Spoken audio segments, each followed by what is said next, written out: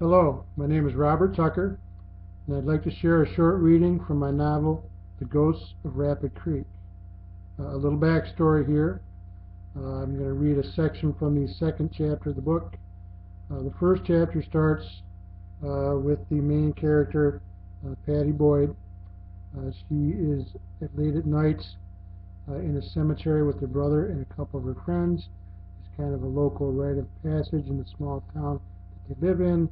To go to the cemetery late at night and try to call out the ghost of one Abigail Church, who is a local legend of sorts.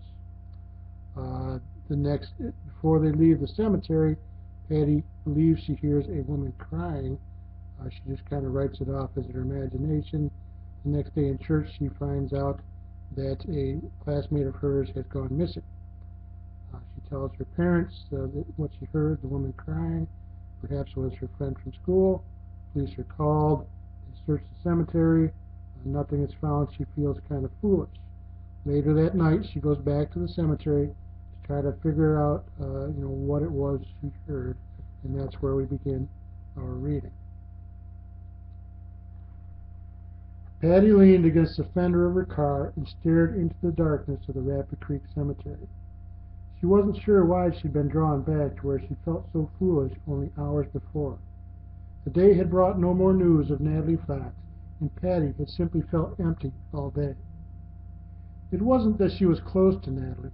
She was not. However, in a small town, it's almost impossible to avoid anybody, even on purpose. They'd been in the same groups before, gone to the same parties, attended the same football games, but in truth, Patty knew very little about Natalie, especially about the kinds of things that would make her disappear or be taken. The online chat had been very busy all afternoon about the possible scenarios involving Natalie. No one thought that she was unhappy or would be inclined to run away. She had no real enemies. She didn't have a boyfriend to take off with, or even any stalkers that anyone knew about. She had two parents who loved her. The talk had steadily devolved, and the less sensitive among the posters suggested that a serial killer was involved. One boy said it must be Abigail Church.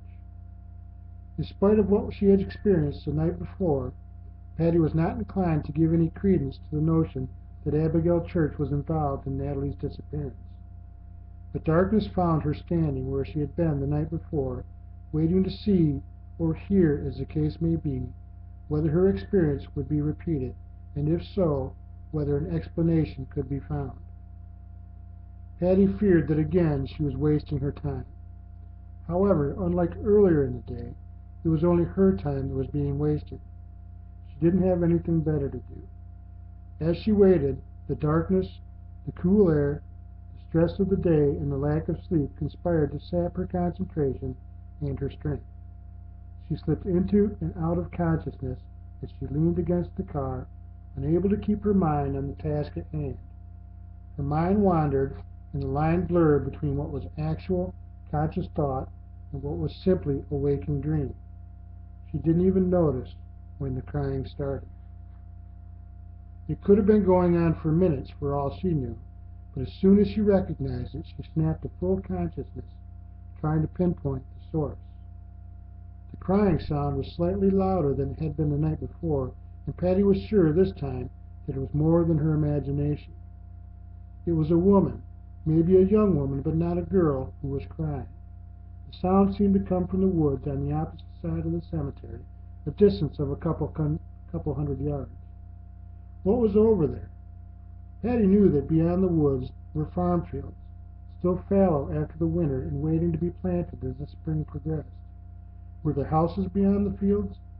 Could the sound, unobstructed by crops and vegetation, travel such a great distance and seem to emanate from a closer source? That must be it, thought Patty. It's a TV or a radio coming from a house somewhere. Patty felt simultaneously relieved and foolish. The physics of sound crossing a barren landscape on a still night had convinced her that she'd heard a woman crying in the cemetery. She laughed to herself and she shouted, just to hear her own voice carry in the darkness and echo back from the distant trees. "Hello!" It was not the expected echo that responded from the trees. It was a loud scream of terror, followed by the unmistakable sound of a young woman pleading with whoever could hear. "Help!" The sound was definitely from inside the cemetery and from not too far away. Patty could hear it echo back from the trees on the opposite side of the tombstones. She stood, motionless, unable to fully comprehend what she was hearing. "Help!" The call came again, louder than before. "Natalie? Natalie, is that you?" yelled Patty. "Help!" Patty had been holding a flashlight in her hands, and she turned it on and ran as quickly as she could into the cemetery. "Natalie, where are you?" Patty ran as fast as she could through the rows of tombstones, unable to fix the point of the cries, but aware that they increased in volume as she ran. The light in her hand was small, and she couldn't see much more than the path where she lay at her feet. Still she ran, her fear replaced by the urgency to help her friend. The sound was directly in front of her. The cries for help had been replaced by cries of sheer terror, as if its source was being brutally attacked. Patty could hear no other sound, no attacker, no animal, only the sound of the woman's screams. Patty spotted a broken branch on the ground as she ran. She scooped it up and held it like a weapon, unsure of what she was about to face. The sound was very close, just on the edge of her light beam, but still she could see nothing. She raced headlong toward it, but as she reached the point where the beam from her flashlight coincided with the source of the sound that she pursued, the screaming stopped. Patty froze. There was a woman and an attacker very close to her, but she had no idea where. She was breathing hard, but she forced herself to stop in an attempt to hear something, anything, that would indicate the location of anybody else in the cemetery. She would find no such indication. For several minutes she silently turned and listened, shining her light in every direction in hopes of visualizing the danger that must certainly be there. She strained to see, she strained to hear, but she saw and heard nothing. After what seemed like an eternity, Patty came to the conclusion that she was alone in the cemetery. Her fear returned, displacing the adrenaline and the amazing bravado that had prompted her to run into the graveyard in the first place.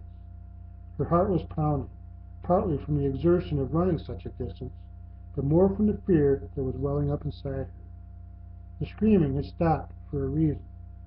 Whoever was screaming might now be dead, finished off by her attacker, and Patty was suddenly aware that she could be next. She turned and headed quickly back toward her car, still listening intently and avoiding the larger monuments, lest an unseen attacker leap out from behind. Her pace quickened as she went, and as she neared the road, her car became visible through the darkness.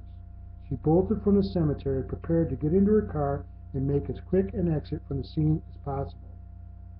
She was stopped short, however, as the beam from her flashlight hit the side of the fender that she had been leaning against earlier. There, unmistakably etched into the dust and springtime grime, was one word: help. That's the end of my reading. I hope you enjoyed it.